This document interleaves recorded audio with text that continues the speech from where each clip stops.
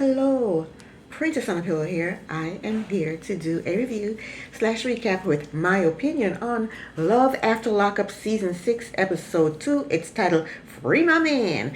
I'm not going to split the video up today. I'm going to try and get everything done on one video. Hopefully, keep our fingers crossed, we can get it done. Let's get started with Kiana and Demondrick. See? Demondrick's hairdo. I tried to get my hair like his. Shout out to you, Demondrick. Okay, so we picked up where we left off. Kiana and her stepfather are waiting for Demondrick to be released. A white car pulled up and Demondrick got out.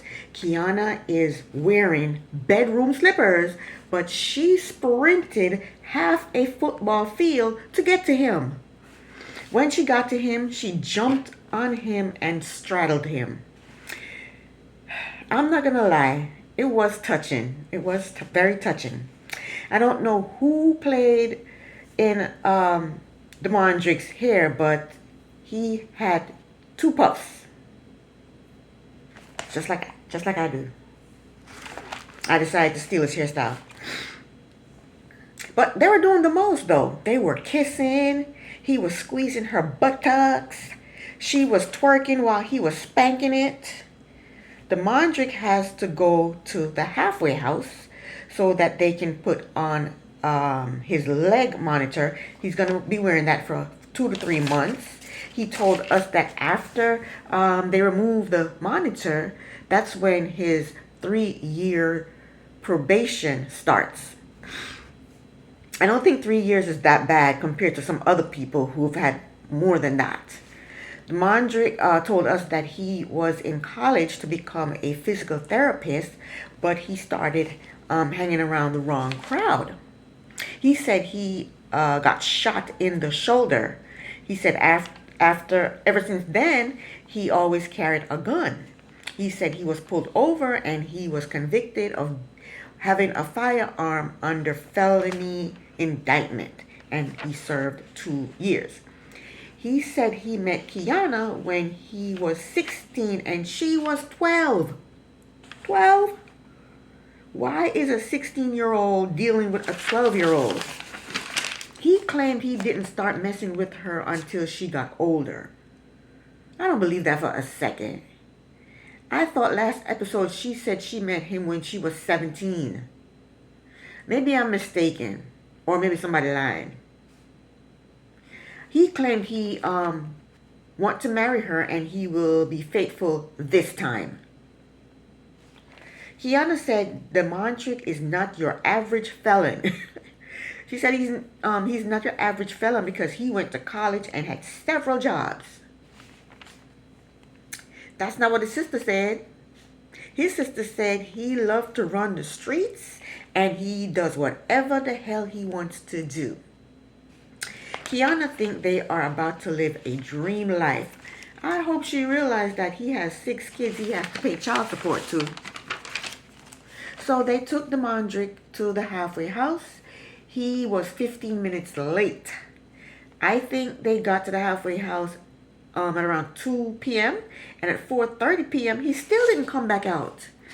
So Kiana got out of the car because she wanted the halfway house people to let them know that, she's out here waiting for her man. When she got out of the car, some lady approached her and said, "Are you the girlfriend?" And Kiana was like, "Yeah." And the lady was like, "Well, I'm his counselor and we're keeping him. He ain't going nowhere." And she didn't tell Kiana how long they're going to keep him. Kiana goes back to her stepfather in the car and told him that they're keeping Demondrick and she don't know when they're going to let him out. That's messed up though because they never got to say goodbye. He just went in, thought he was going to get his ankle monitor and come on back out. He never came back out and she never got to say goodbye. And she don't know when she's going to see him again. But he wasn't there for a long time because in the previews I saw them in bed together. Right? So Kiana goes back home. Her father drives her back home and she sits there and bawls her eyes out. Next up we have Joey and Michael. Joey is on his way to pick up Michael from prison and he is stressing about everything. He is worried about Michael's PO putting Michael on a lockdown and he won't be able to hang out with Michael. He is worried because being intimate with Michael for the first time sober. The last time they had sex, they were high as a kite. And he's worried that being sober and having sex with Michael won't be any good. He's worried about Michael being monogamous because Michael has never been monogamous. He's worried that if Michael uses, he'll use too. Should a relationship be that hard? Huh? Joey is outside the jail waiting for Michael to be released. Michael comes out he comes out of a vehicle and they hug and kiss. Michael told us that he has been in and out of jail 5 times. He said this is his first time getting out in a relationship. He says he's going to try to stay out. So then Michael changed his clothes on the side of the road, and Joey is just lusting after him. Joey said everything about Michael turns him on. His eyes, the way he talks, his mannerisms, his toenails, his fingernails, his eyelashes. Control yourself, Joey. Joey said there is still a sexual chemistry. Michael said he did not masturbate for a whole week. How do you masturbate in jail? I mean, you're not alone. You're surrounded by people and cameras and what do you call those people? The officers. What do you call those people? Correctional officers. How you gonna masturbate? How you get privacy to masturbate? I guess where there's a will, there's a way, huh? Michael told us that growing up, he never wanted to admit that he was homosexual. He said he prayed really, really hard for God to make him straight. He said after high school, he went into the Navy and met the love of his life. He said he cheated on this love of his life. He said after that, he met up with some high school friends and they wanted to use, and that was the end of it. That was the end of it for him. He told us that meth basically consumed his life. He told us that Joey brings peace to his life. Anyway, Michael is not happy that he has a new phone number and that his phone was wiped clean because all his contacts are gone. He told Joey that he is going to do what he wants to do whenever he wants to do it. See, there he goes. He's starting off on the wrong foot. After just 20 minutes of being released, he's starting off on the wrong foot. Michael told the producer that he is thinking about how he can use but not mess things up. Joey, you are in lust with a dope fiend. Okay? Next up, we have Alexis, Julius, and Ashley.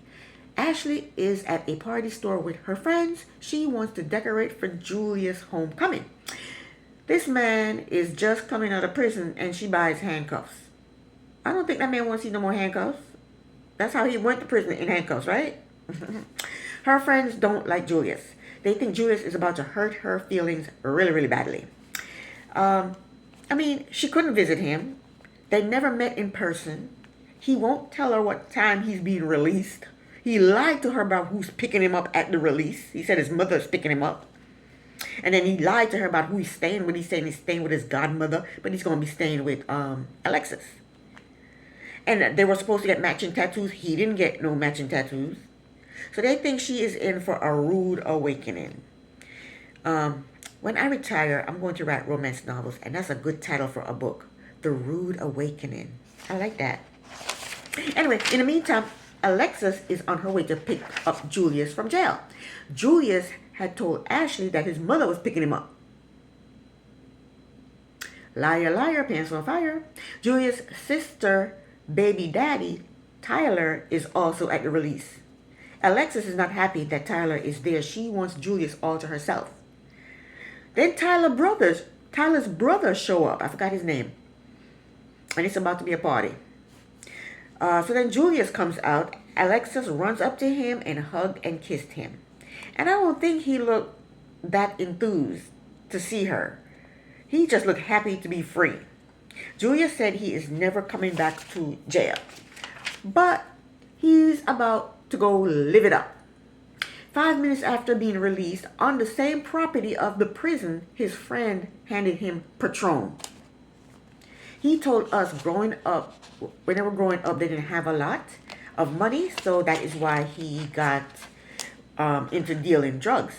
He said when he was about 15 or 16, he started selling fentanyl. He said eventually he got caught and was sent to prison.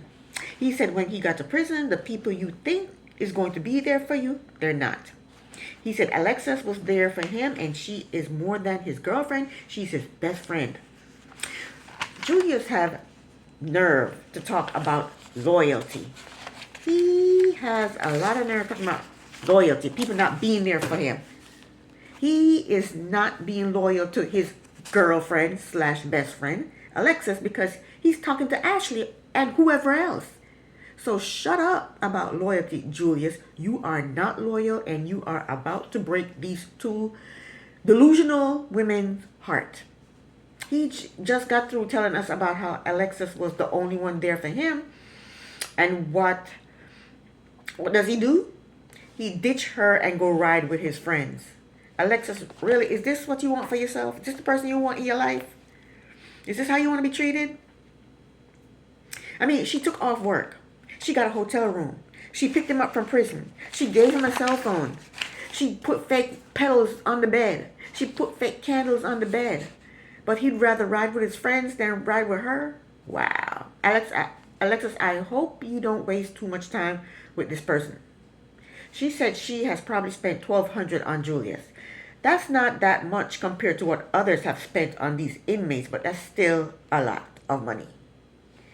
He got in the car with his friends and used the phone she just gave him to call Ashley. He said he liked Ashley because she is the life of the party and she's unpredictable.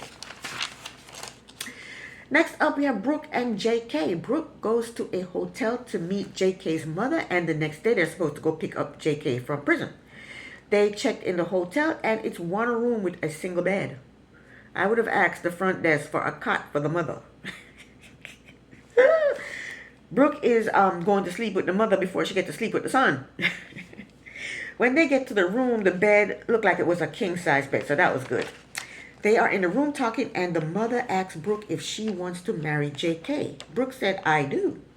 She said he makes her a better person. I never understand people saying, oh, he makes me a better person.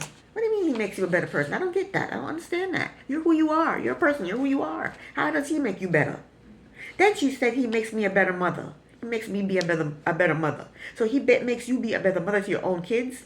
This inmate helps you to be a better mother to your own kids? I don't get it. Maybe she means he motivates her. I don't know. She said they want to have babies and get married. The mother does not want them to rush into anything. She does not want JK tied down. She wants her son to be free. Brooke is, she's a piece of work.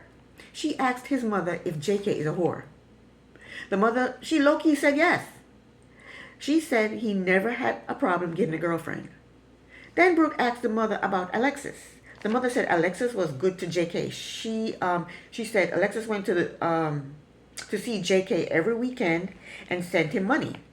She said Alexis is part of the family. And the mother said she and Alexis still talk. She did say she told Alexis that JK is doing well and he has a girlfriend. The next morning at 6:30 a.m., they leave out to go pick up JK from prison. We found out that JK has been in and out of prison and on and off drugs since he was 17. Both Brooke and his mother are hoping that he will walk the straight and narrow this time. JK told us that the hardest thing about being in prison is the time missed. He said both his grandfathers died while he was in prison. He is talking about how he feels. But what about how they felt? His grandfathers probably died with a broken heart, not being able to see their grandson or talk to their grandson because he chose to live a life of being in and out of prison.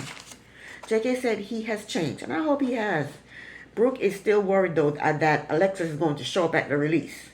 But they get to the prison, and they wait for JK to come out. He didn't come out yet. I guess next episode he'll come out. We have a new couple, Brooklyn and Brian. They're from Ohio. It's usually Ohio, Virginia, and Texas. Those are the criminal states. No, criminals in every state. They're in every state, okay? So Brooklyn is 27. She is a gymnastic wheelchair coach. Brian is 27. He's also 27, and he did 6 years for aggravated robbery and firearms in a motor vehicle. She said she met Brian in high school and she practically chased him, but they never dated. She said after high school, she found out he was locked up and doing 6 years. Brian said after he got locked up, his best friend reached out to Brooklyn and they started talking, and she has been there for him every step of the way through the entire 6 years. Wow, Brooklyn. He didn't give her the time of day in high school. He didn't give her the time of day after high school, but as soon as he got locked up, oh, he wants to talk to her. He likes her now. Right. Brooklyn is at a restaurant with her sisters, brother, and a friend. She told them that she is ready to live with Brian and have kids with him. Nobody agrees with that dumbass plan. Brooklyn told us that her mother passed away when Brooklyn was 10 years old. Her mother had an aneurysm. She said they sued the hospital and they got a great amount of money. She said for the last few months, she did send Brian money, but for most of his sentence, he took care of himself. I don't believe that. I believe somebody else sent him money. Some other female sent him money. Brooklyn got upset and walked off because her brother was basically telling her that Brian is using her for her money. Then she got a call from Brian, and she told Brian that what her brother was saying, and Brian told her, they don't know me, you know me, so don't worry about what they're talking about. And then we find out that Brooklyn, we found out from Brooklyn that Brian was talking to some girl in New Jersey. So he was cheating on her because he said she's been there for the whole entire 6 years, but then he was talking to some girl in New Jersey. So he did cheat. She said, what's in the past is in the past. We're going to make new memories. Yeah, you're going to make new memories. You're going to make new bad memories. Okay? That's my prediction for them. Last but not least, we have Savannah and Bradley. Bradley seems to have a fairly good head on his shoulders. He's talking about filing his EBT card, getting his Medicaid switch, opening up a bank account, getting his probation rules, and he has a roofing job which he has to go to in 2 days. Now that's what I'm talking about. He's not trying to get married and have no damn babies. He is trying to get his life together. All Savannah is thinking about is being on her back with her legs in the air. Bradley got irritated, though, because he found out that he was going to be having dinner with Savannah's mother. And I think they had a little tiff with each other, and he's not feeling her right now. But he's going to be staying in her house, so he better change that attitude. When they got to the house, Savannah had to practically beg him to go say hello to her mother. But the mother gave him a warm welcome, and she was happy to see him. And we found out that she's an advocate for men and women coming out of prison. She told him that she loved and want to be there for him. That's great because that's great that he has that support, because he has support other than Savannah, because I think Savannah needs help. So Savannah told us that she is insecure about her body. She said she was 300 pounds for a long time. She said when she was 21, she had gastric bypass surgery, and 6 months ago, she had a tummy tuck. She said, but there's still work that she needs done. Her dog, and Bradley are laying in bed together. In his confessional, Bradley said sex is not on his mind. He said her body has changed dramatically. He said she is not doing drugs, so she's not 130 pounds anymore. She's like 150. He called it healthy weight for someone her height. So he went to bed and he refused to touch her. And that was the end of the episode, and this is the end of my review. Thank you so very much for watching. Princess on a Pillow here. Bye.